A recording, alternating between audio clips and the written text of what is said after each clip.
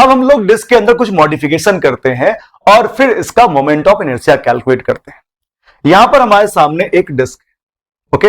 Disc का मास m, radius r assume कर लेते हैं और अभी हमने इस एक्सिस के अबाउट इसका मोमेंट ऑफ इनर्शिया कैलकुलेट किया, तो ऐसे में I की वैल्यू हमें मिली थी mr² के बराबर अबाउट दिस एक्सिस। सही है क्या?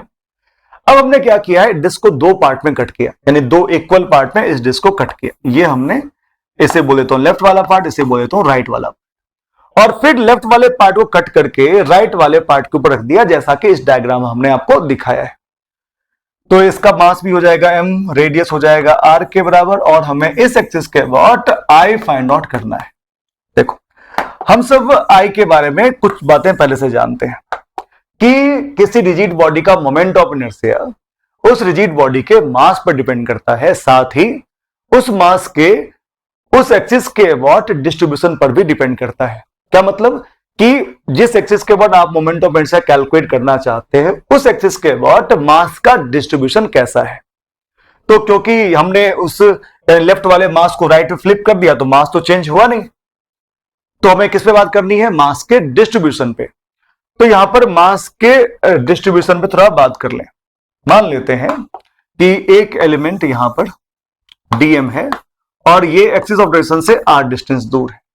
जब आपने फ्लिप किया होगा तो ये बिल्कुल अपोजिट साइड चला गया होगा, उतने ही दूर। सही है क्या? देखो तो, यानी ये मास एलिमेंट फ्लिप हो गया होगा तो उसका distance from the axis of rotation change नहीं हुआ होगा। ऐसे बहुत सारे एलिमेंट आप ले सकते हो, यहां पर कोई एक एलिमेंट चूज कर लो, ये यहां पर है, वो चला होगा अपोजिट साइड वहां पर।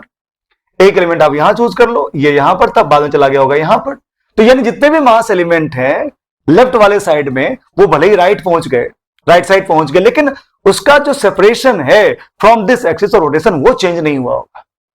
और अगर ऐसा हुआ है तो मोमेंट ऑफ इनर्शिया में भी कोई चेंज नहीं होना चाहिए अबाउट द सेम एक्सिस। इसीलिए हम यहां पर एक लाइन में लिख पाएंगे I की वैल्यू mr²/2, यानी रिजल्ट में कोई चेंज नहीं आएगा, क्योंकि हमने ना तो मास को चेंज किया, ना ही इसके डिस्ट्रीब्यूशन में चेंज किया अबाउट द गिवन एक्सिस। इसीलिए उस गिवन एक्सिस के अबाउट इसके मोमेंट ऑफ इनर्शिया में भी कोई चेंज नहीं आना चाहिए।